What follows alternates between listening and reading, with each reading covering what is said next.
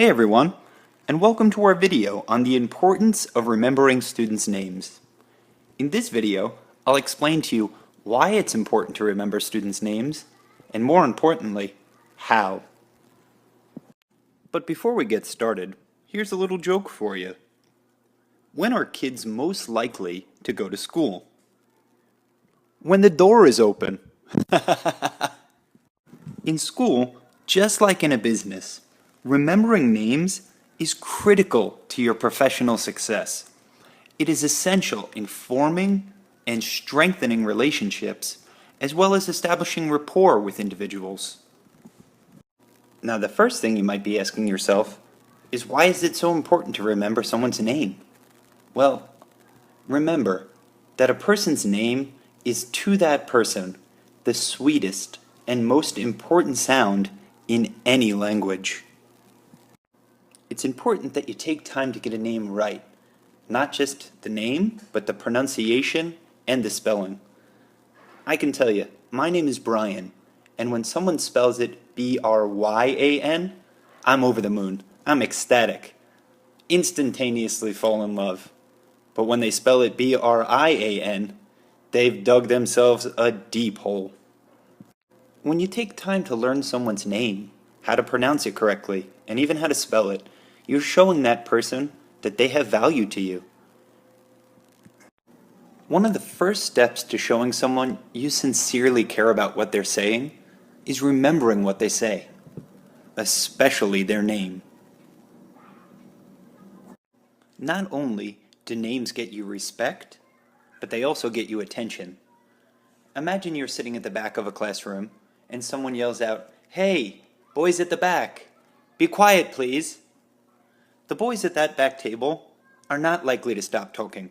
They don't make a connection with boys at the back of the table and themselves sitting at that back table. But if you say, "Brian, please be quiet, turn around and face forward," you're going to get much more positive results.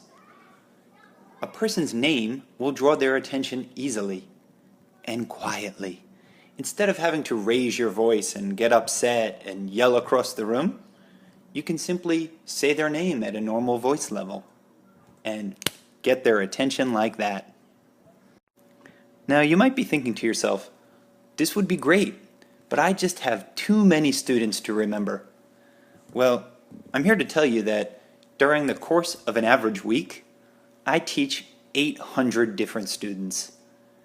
Now, I might not remember all of their names every time without fail, but I'm getting better, and I'm remembering more, and the results are fantastic. So now that you know why it's so important to remember names, here are some ways to help you remember them. Instead of resorting to, "Hey you," try these techniques for retrieving names. One of the very first things I do on my first class of the year is take students' photos while they're holding a name tag. Then I upload these photos from my smartphone to my Class Dojo account into my Dropbox so that I have access to them anywhere I go. Then I use them to study and help me remember names and faces together. The next thing I do is teach students how to put a proper heading on a piece of paper. And I don't really do this because I think it's an academic skill that they need. I do it because I want to see them writing their names. The more chances I have to see a name and put it with a face, the higher the likelihood that I'm going to remember that person. The good part is that this heading follows them throughout the year.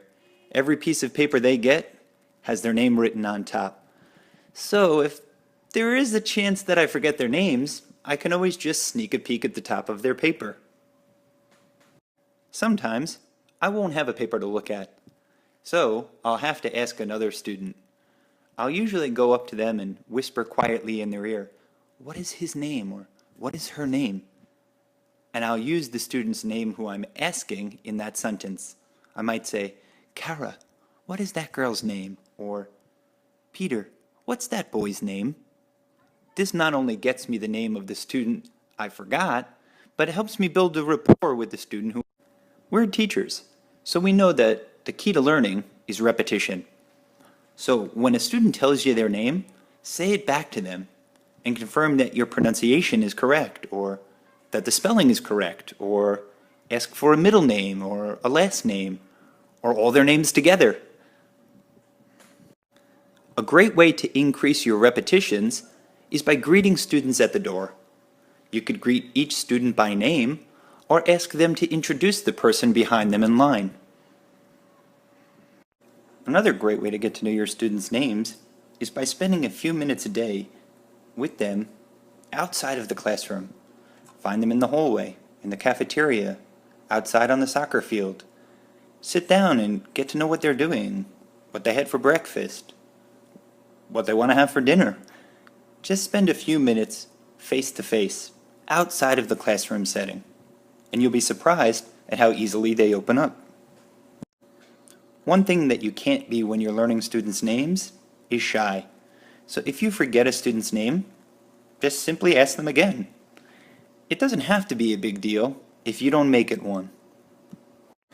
In conclusion, knowing students' names and something about them is necessary if student buy-in to a supportive learning environment is to happen. And now that we've come to the end of the video, do you remember my name? If not, go back and try a few of the techniques I recommended.